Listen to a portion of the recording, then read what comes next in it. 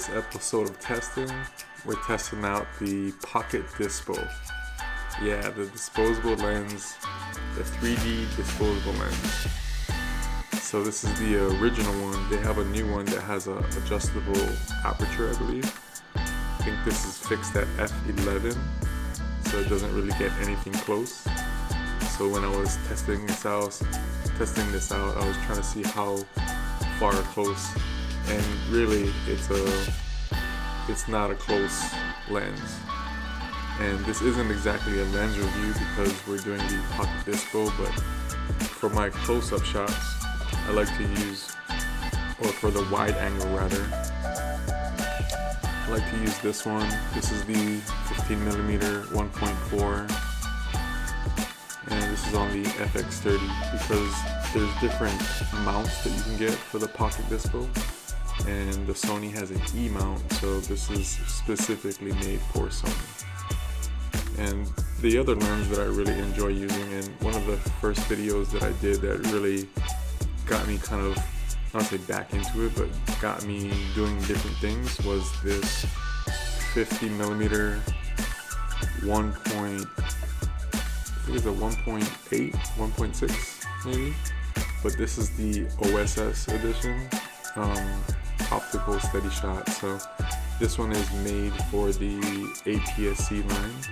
There's another 50mm that is made for the full frame lens.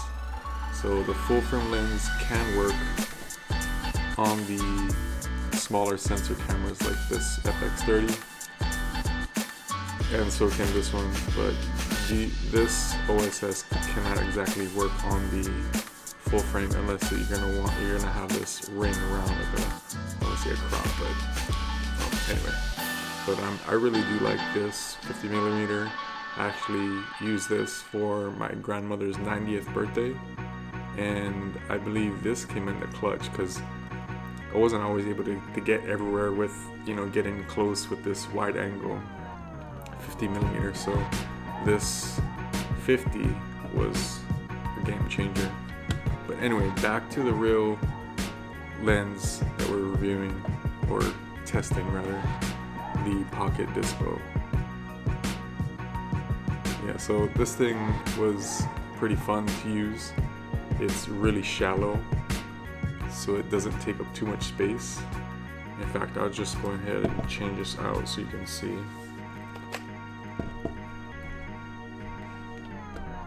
what we're talking about here.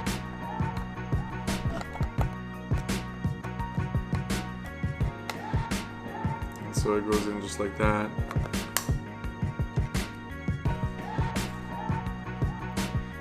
So as you can see, it doesn't take up too much space.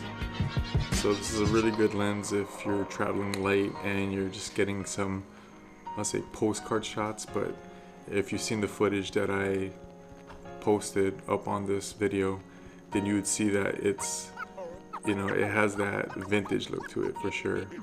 I did add some, I'll say color correction, but I did do some adjustments in CapCut. If you want to see like the video that I didn't do any adjustments, then let me know in the comments and I'll post the Pocket Dispo video without the edit adjustments on the color grading. But anyway, I don't want to make this too long, but I did want to talk about this test. Initially, I want to do like a silent vlog, but I realized that there's some information that we would want to share, or people might ask, so I'm going to try to add it at the end of the video. If people don't want to watch it, they can just watch the footage. And hopefully this is all good. Hopefully you enjoyed this, and we'll see you on the next one. Just want to give a shout out to everyone that has watched the other videos so far. If you haven't watched the other videos that I did, go and check them out. Let me know what you think. This series on testing is just really trying different things. I have a few different cameras that I've put together that I really enjoy. Like right now, I'm using the Sony ZV1. So this is a test with the Sony ZV1. Obviously, I couldn't use the FX30, which I would probably normally use.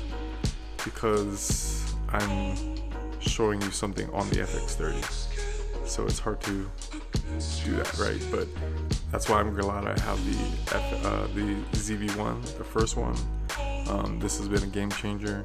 Between the Sony ZV1, the FX30, my phone, and I guess I could say I got 3 lenses, because this pocket Dispo is a lens, but I do have the 15mm 1.4 and the 50mm OSS, and then my phone. So with these 3 that all fit into a hex bag, sling bag, I mean, I'd be mobile with this. So this is my setup. If you want to know more about my setup, let me know. I do want to do a review on this whole hex bag setup and how I get all this gear in there, because I think it's fantastic to travel with and just get things done. So anyway, don't want to make this too long, but thanks for stopping by.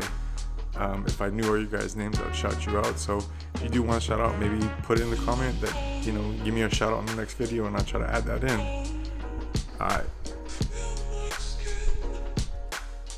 Some people might be wondering what I use to edit this, so here it is. This is CapCut. I'm using it on the Mac.